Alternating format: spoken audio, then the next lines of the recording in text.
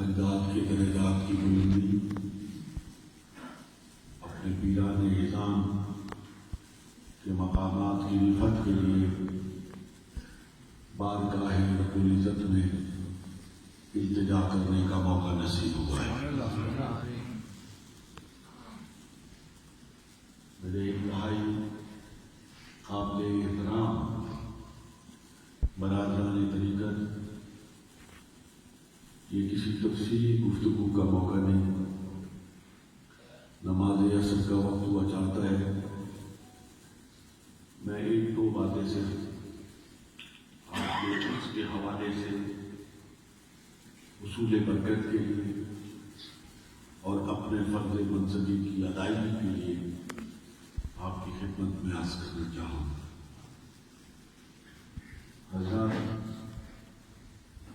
یقیناً میں بھی غور کرتا ہوں، آپ بھی غور کرتے ہیں۔ ہر ذی شعور ذی فہم جسے اللہ رب العالمین نے عقل اور دانش کا شمع بھی عطا فرمایا ہے، وہ ضرور غور کرتا ہے کہ دنیا میں آنے کا مقصد کیا ہے، میں اس دنیا میں کیوں آیا، آخر یہ جینا مرنا، یہ سونا جاگنا، یہ کھانا پینا، کوئی آ رہا ہے کوئی جا رہا ہے، یہ کیوں ہے؟ آخر اس کا مقصود ہونا چاہیے۔ تو ہر فیکٹری، ہر کارخانہ، ہر صنعت اس کی غرض و غایت، اس کا سانے بتا دے، اس کو بنانے والا، اس کا کاریگر بتا دے، یہ مشین میں نے کیوں بنائی، اس کی پروڈکشن کیا ہے،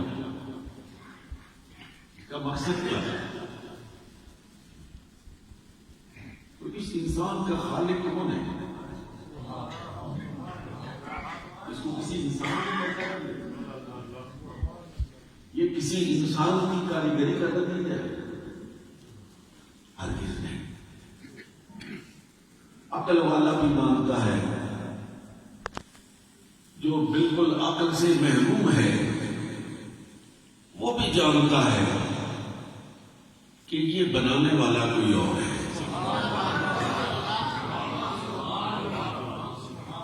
یہ وہاں بناتا ہے جہاں کوئی جھانک بھی نہیں سکتا۔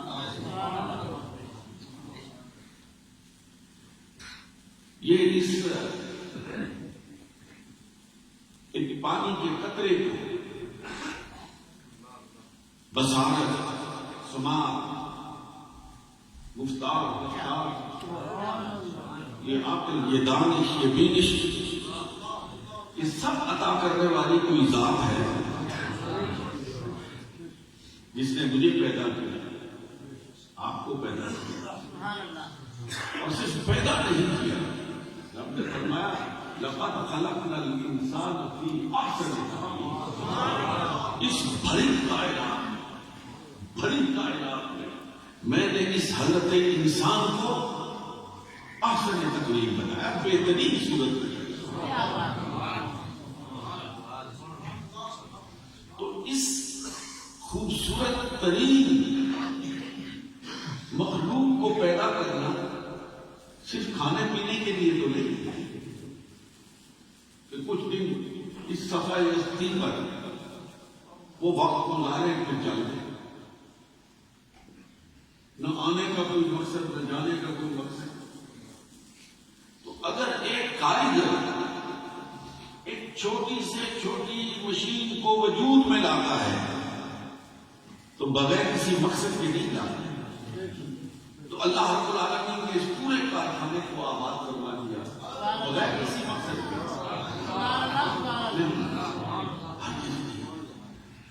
لیکن پوچھیں کس سے، جانیں کس سے، کس کے دروازے پر دستک دیں گے اور کس سے پوچھیں گے کہ اس حضرت انسان کو کیوں پیدا کیا، اس کے آنے کا مقصد کیا ہے؟ تو کسی اور سے نہیں پوچھنا چاہیے، جس نے اس کو بنایا ہے اسی سے پوچھنا ہے۔ دہلیز پہ جانا ہے، اسی کے دروازے کو کھٹکھٹانا چاہیے تو وہ پکار کے کہتا ہے میں نے اس کو بے مقصد پیدا نہیں کیا، وما خلقت الجن والانس الا لیعبدون، میں نے انسان کو پیدا کیا تاکہ میں یہ جان سکوں کہ میرا بندہ کون ہے، میں نے اس کو بے محال نہیں چھوڑا ہے، میں نے اس کو بنا کے خود اس کی مرضی پر نہیں چھوڑا ہے، میں نے اسے زندگی گزارنے کا ایک میں نے اسے زندگی گزارنے کا اسلوب دیا ہے، جو مسند امام احمد بن حنبل کی روایت کے مطابق کوئی 1.5 لاکھ کے قریب پیغمبران اسلام اس دنیا میں مبعوث ہوئے، ان سب کو بھیجنے کا مقصود یہ تھا کہ جا کے اس حضرت انسان کو بتاؤ کہ تم شترے بے محال نہیں ہو، تمہیں بھیجنے والے نے ایک خاص مقصد کے لیے بھیجا ہے، تمہاری خلقت، تمہاری پیدائش کی ایک غرض و غایت ہے، اس رب نے تمہیں بتا بھیجنے کے بعد اپنے خاص مندوب کے ذریعے، پیغمبران اعظام کے ذریعے تمہیں یہ بھی بتایا ہے کہ تم نے سونا کس وقت ہے، تم نے جاگنا کس وقت، تم نے اٹھنا کس وقت ہے، تم نے بیٹھنا کس وقت ہے، تمہارا بیوی سے کیا تعلق ہوگا، تمہاری ماں سے کیا تعلق ہوگا، تمہارے باپ سے کیا تعلق ہوگا، تم دوستوں کے مجمع میں ہو تو تمہیں کیسا ہونا چاہیے، اور تم دشمنوں کے لڑنے میں ہو تو تمہیں کیسا ہونا چاہیے، زندگی کا کوئی پہلو، کوئی جہت ایسی نہیں ہے جس میں اس رب کریم نے میری اور آپ کی رہنمائی انسان کو اس دنیا میں پیدا کرنے کا مقصد میں لبے لبا بات کرتا ہوں، اس پوری کائنات میں عقل و فہم رکھنے والے اس انسان کو اللہ رب العالمین نے اپنی مخلوقات میں سے بہترین بنانا ہے، اور پھر اس سب کو ملا کر ایک بہترین معاشرے کو وجود میں لانا ہے، بہترین انسان اور بہترین معاشرہ، یہ ہے اس اللہ رب العالمین کی غرض و غایت اور مقصد، اس انسان کو پیدا کرنا ہے۔ میرے انتہائی قابل احترام سامنے محترم، ذہن انسانی کے ارتقاء کے ساتھ انسان کو جس جس کی ضرورت پڑی، ایک بات یاد رکھنا، میں صرف اشارہ کرنا چاہوں گا، ایک طبقہ ہے وہ کہتا ہے کہ یہ جو پیغمبران نظام تھے ان کا کام تھا پیغام کو پہنچانا، جس سے مثال کے لیے لوگوں کہ جس طرح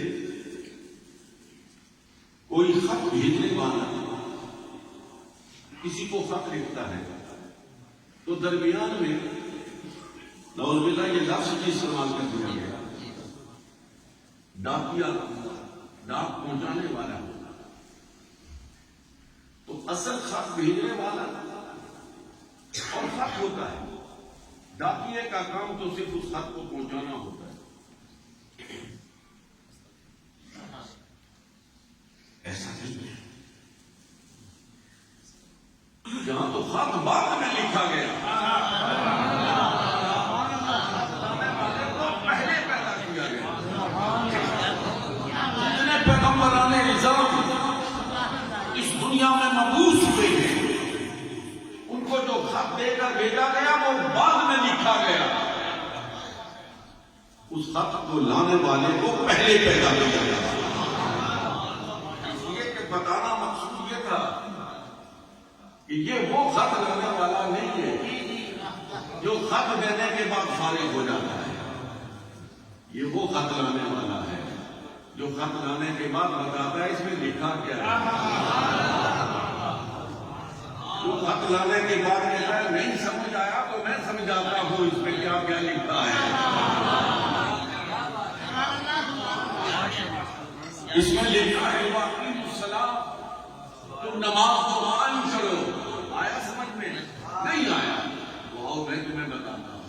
ہاتھوں کو اٹھاؤ, کانوں کی لو تک لے کے جاؤ, اپنے پیٹ پہ باندھو, جھک جاؤ, سجدے میں چلے جاؤ. یہ ہے خدا کا مقصود. اگر اس لانے والے کو ایک طرف کر دو, ساری دنیا بھول بھلیاں میں پڑ جائے, نہیں سمجھ آتی خدا کا مقصود.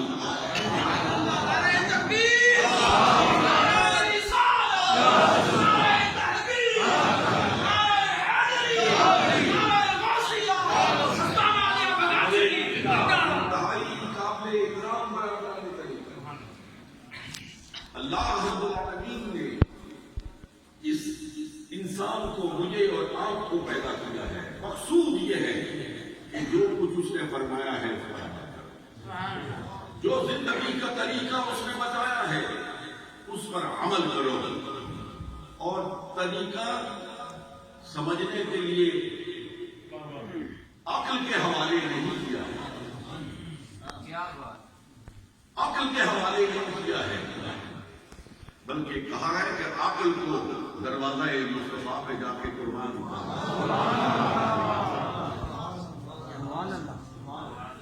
تم مصطفیٰ سے پوچھو, تم میرے محبوب سے پوچھو کہ میں اپنی اس عمر عزیز کو کیسے گزاروں, میں زندگی کے شب و روز کیسے گزاروں.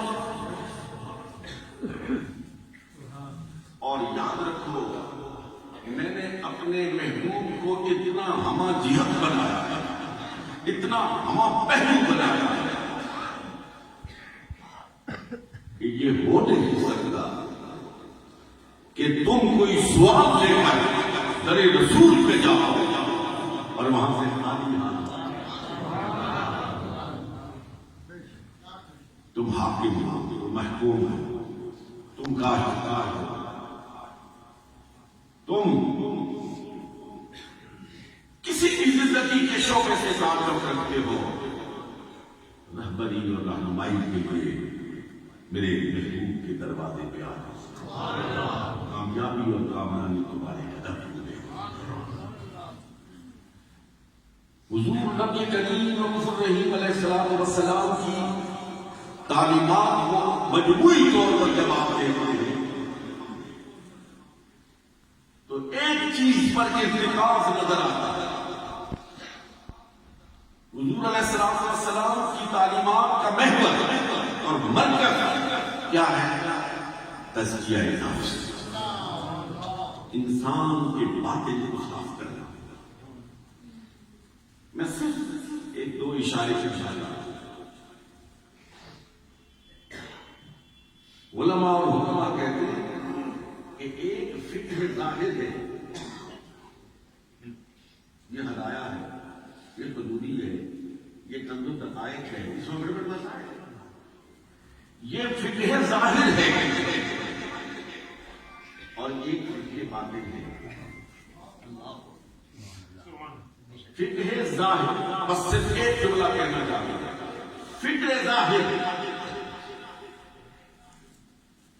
کا ارتکاز کیا ہے کہ تم جب کھڑے ہو تو ہاتھ یہاں تک لے کے جاؤ, یہاں پہ باندھو, ایسے لوگوں ایسے سجدہ دے. یہ ہے فقہ ظاہر. اور فقہ باطن کیا ہے کہ جب تم کھڑے ہو تو ان تعبد اللہ کأنک تراہ وإن لم تکن تراہ فإنہ یراک. فقہ باطن یہ ہے کہ جب ہاتھ باندھ کے کھڑا ہونے والا اور اگر یہ کیفیت نہیں ہے تو اس پر یہ کیفیت ہونی چاہیے کہ میرا رب مجھے دیکھے، اس میں اخلاص کی کیفیت ہو، اس میں للہیت کی کیفیت ہو، اس پر خشوع اور خضوع کی کیفیت ہو، سر سجدے میں ہو اور آنسوؤں کی جھڑی لگی ہوئی اس کو فقہ باطن کہتے ہیں۔ جب فقہ ظاہر اور فقہ باطن آپس میں ملتی ہے تو صوفی وجود میں آتا ہے۔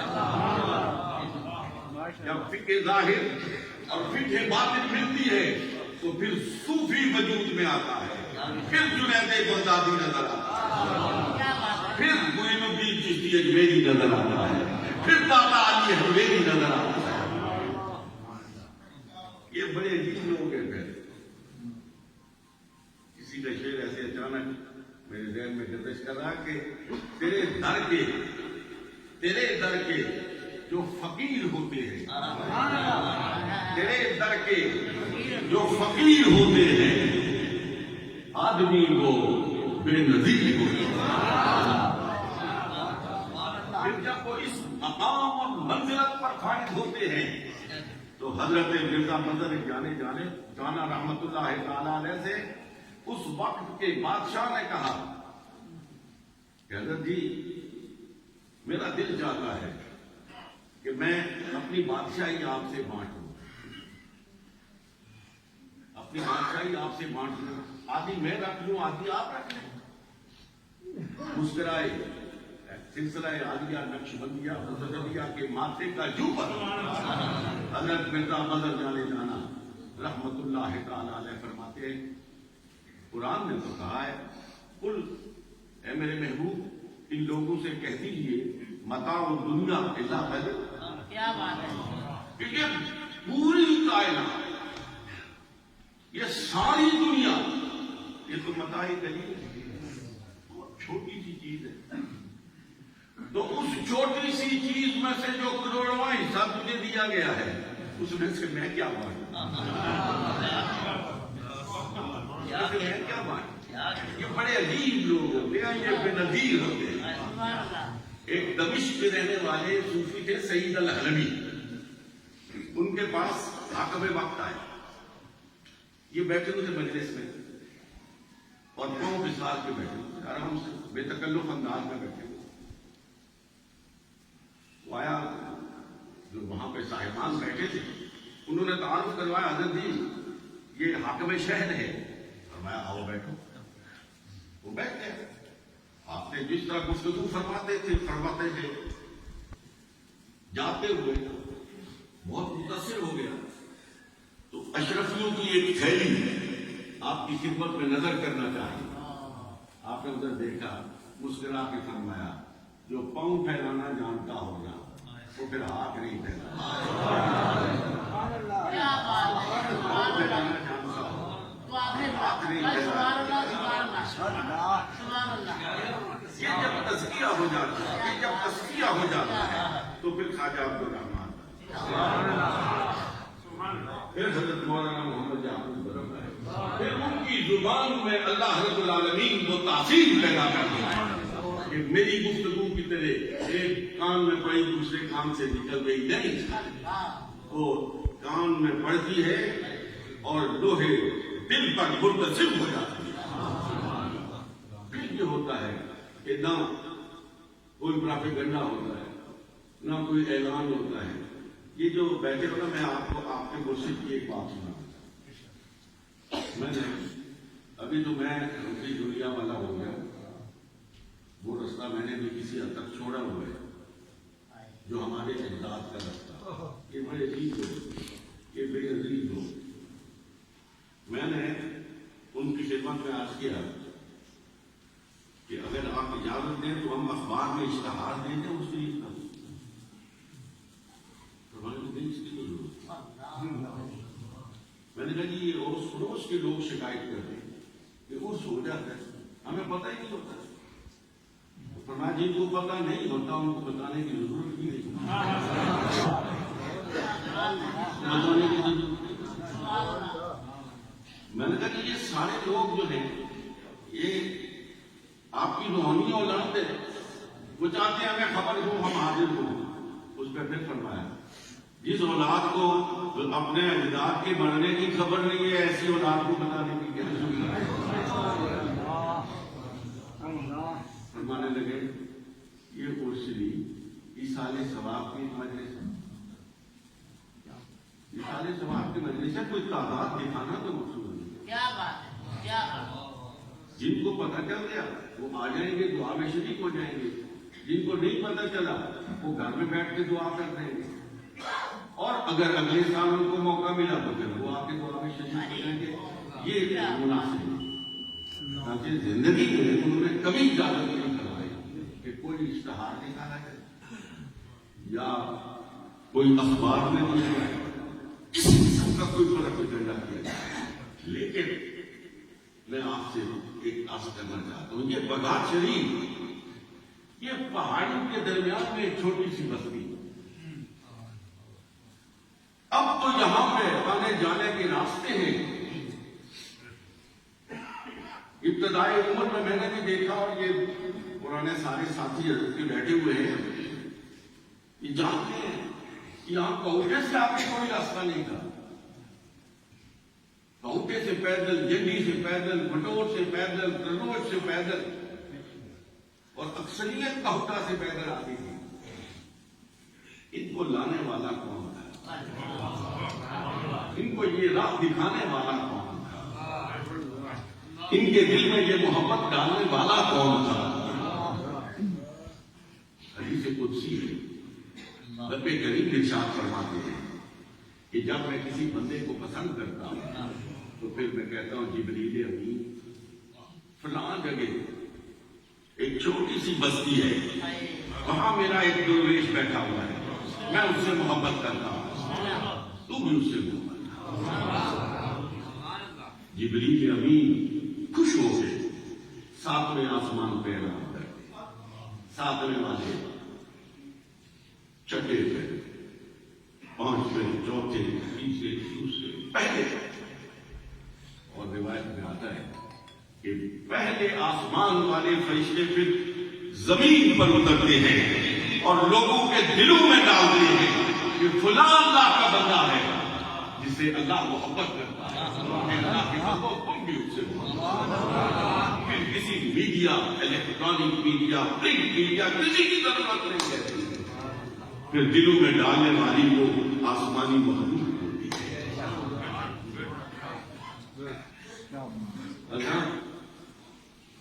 میں گفتگو کو ختم کرنا چاہتا ہوں. آپ کے حضرات نے جس درگاہ پہ آپ بیٹھے ہیں انہوں نے ساری زندگی فرد کے طور پر بھی اور اجتماع کے طور پر بھی آپ کو ایک ہی پیغام دیا ہے کہ راستہ صرف ایک ہے. میں زور دے کے کہتا ہوں کہ راستہ صرف ایک ہے اور وہ راستہ ہے جناب محمد رسول اللہ. وہ راستہ ہے سنت مصطفیٰ کا راستہ. اس راستے پر چلو گے کامیابی اور کامرانی آگے بڑھ کے قدم. خلاف پیغمبر، خلاف پیغمبر کسے راستے سے ہر کس کو من دینا. کئی دفعہ ہم بعض چیزوں کو دین سمجھ کے برائی کے گڑے میں ڈالیں. اپنے طور پر ہم یہ سمجھتے ہیں شاید ہم کوئی دینی فریضہ سے نہیں ڈالتے. تفصیل میں نہیں جاتے. دین سمجھ کے بے دینی کا شکار، راہ مستقیم سمجھتے ہوئے راہ ضلالت پر کام کرنا. میرے انتہائی کام کے اتنا مزید ہو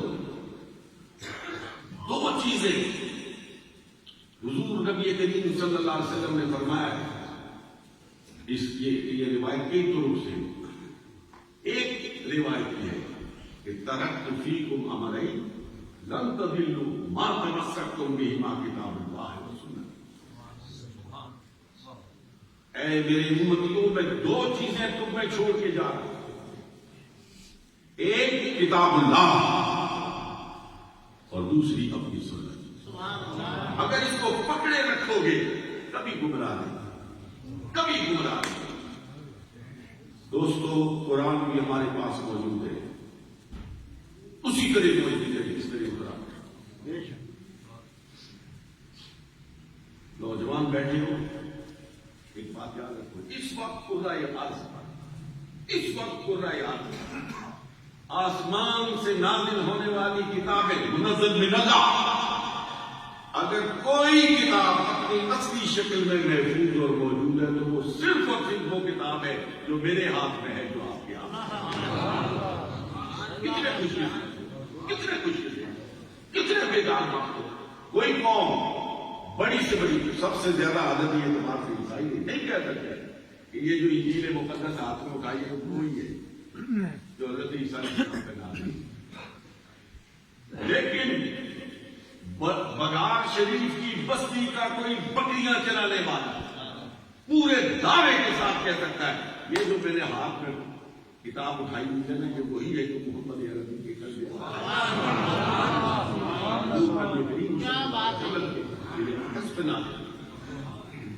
اور پھر اپنے نبی کی زندگی، یہ بھی انسانی تاریخ کا ایک عجوبہ ہے کہ پیغمبر اعظم آخر علیہ السلام کی زندگی کو محفوظ کرنے کے لیے کم و بیش 1.5 لاکھ انسانوں کی زندگیوں کو محفوظ کر دیا۔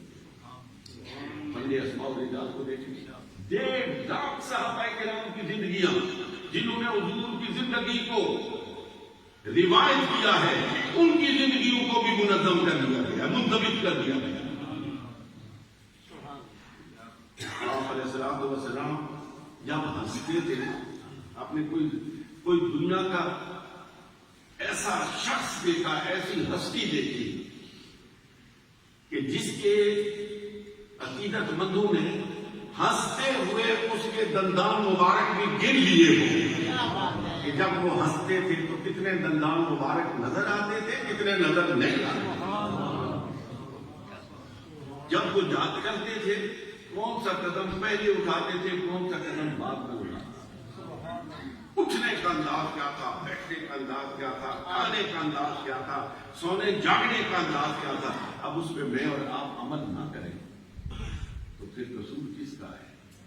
قرآن بھی موجود، صاحب قرآن کی سیرت بھی موجود، عمل کی ضرورت، جاننے کی ضرورت۔ لیکن میرے عزیزوں، ہم سب کچھ جاننے کی خواہش بھی رکھتے ہیں، کوشش بھی کرتے ہیں۔ قرآن کو صرف مرنے والے کے سہانے بیٹھ کر پڑھنے کی سعادت حاصل کرنا چاہتے ہیں، نہیں، ایسا نہیں۔ قرآن کا ایک حرف پڑھے 10 نیکیاں ملتی ہیں، 10 نیکیاں ملتی ہیں۔ نامہ اعمال میں اجر و ثواب کے خزانے لگ جاتے ہیں، کوئی شک نہیں۔ لیکن قرآن کے آنے کا مقصود تو یہ ہے قرآن کو پڑھنا، قرآن کو سمجھنا اور قرآن پر عمل کرنا۔ ابھی مولانا فرما رہے تھے اب تو بڑا ترقی کر گیا زمانہ، میں نے چھوٹی مسجد ہوتی تھی، اس مسجد کے صحن میں پرانے لوگوں کو شاید جہاں کچھ بیٹھے ہو بات ہوگا، میں نے اپنے والد گرامی رحمہ کو اس شہر میں ایک چھوٹی سی آگے دوائی رکھی ہوتی، سامنے قرآن کھلا ہوتا تھا اور نالتین رکھی ہوتی تھی، 10 سے قرآن دے رہے ہوتے تھے۔ اور یہ قرآن نوجوان ہے، قرآن کاری جانتے ہیں، ان کے سامنے ساری رات کوئی قرآن پڑھتا رہے گا،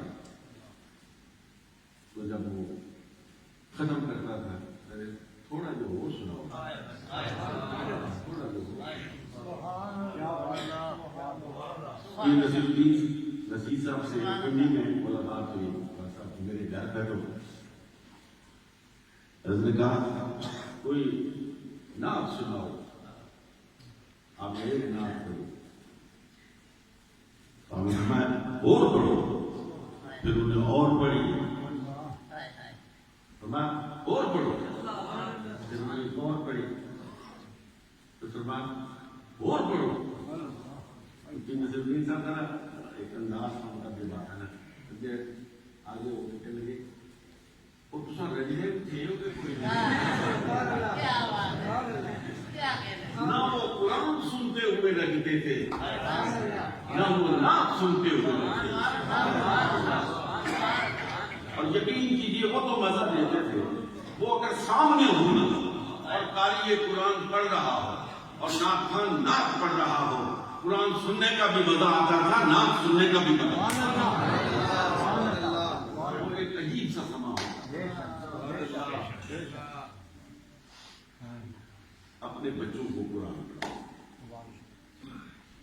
آج کی میری اس گزارش کا دبے زبان یہ ہے کہ غفلت مت کرو اپنے بچوں کو قرآن پڑھاؤ قرآن سکھاؤ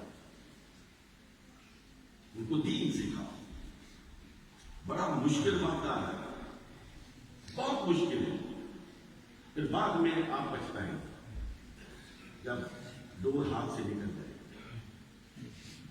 اپنے بچوں کو تعلیم اور تربیت کے زیور سے آراستہ آپ کے بچے کو دیکھنے والا دور سے پکار کے کہے کہ یہ ہے محمد عربی صلی اللہ علیہ وسلم اس کی عادات ہے اس کی حسرتیں اس کا بیٹھنا اٹھنا ایسا ہو اس کے لوگوں کے ساتھ ملنے کا اسلوب ایسا ہو کہ ملے تو اس کو پتا چل جائے کہ یہ کسی تربیت یافتہ کا نہیں ہے اپنے بچوں کی تعلیم اور تربیت کرے تو یہاں ہم نے اس مقصد کے حصول کے لیے بچیوں کے لیے بھی اور بچوں کے لیے بھی تعلیم اور تربیت کا اہتمام آج سے تقریباً 22 سال ہو گئے 22 سال مسلسل اس کا لگا اور الحمدللہ کامیابی سے یہ سفر رواں دواں ہے لیکن میری خواہش ہے کہ آپ کے بچوں کا یہاں پہ وجود ہونا چاہیے میں تو نہیں کہتا آپ سے یہ کہتا کہ آپ ان کے کھانے کی فکر کریں ان کے پینے کی فکر کریں ان کی رہائش کی فکر کریں میں تو کہتا ہوں کہ ہر فکر سے آزاد ہو کر آپ یہاں پہ لائیں اور تعلیم و تربیت سے آراستہ کریں یہ خواہش ابھی تک پوری نہیں ہوئی جس تعداد میں یہاں بچوں کو دیکھنا چاہتا ہوں میری اپنی تمید ہے یقین کریں میں اس میں کوئی دو باتیں آپ سے آتی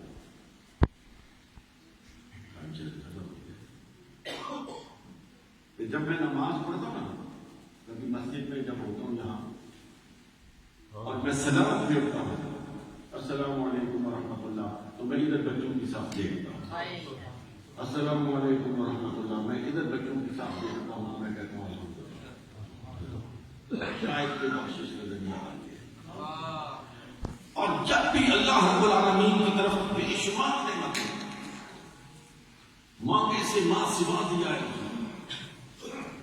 بہت دیا ہے اپنی جو نہیں کرتی بہت دیا ہے لیکن جب بھی اس کی طرف سے کسی رحمت اور نعمت کا نزول ہوتا ہے میرے دل سے یہ صدا آتی ہے کہ شاید کسی بچے کی دعا آتی ہے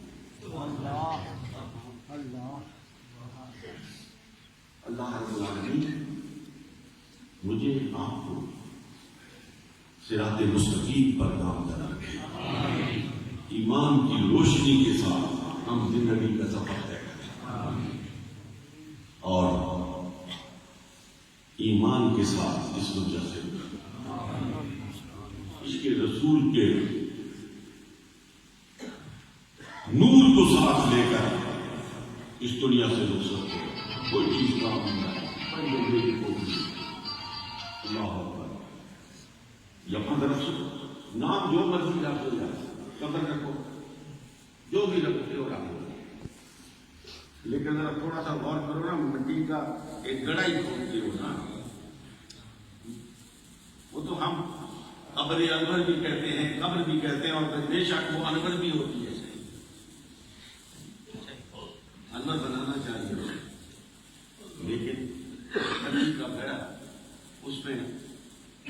کے اپنے جو اس کا کپڑا بھی میلا نہیں ہونے دیتے تھے، منو مٹی ڈالتے تھے، اور پھر وہاں سے واپس آتے ہوئے پیچھے مڑ کے بھی نہیں دیکھتے تھے، دیکھتے بھی نہیں۔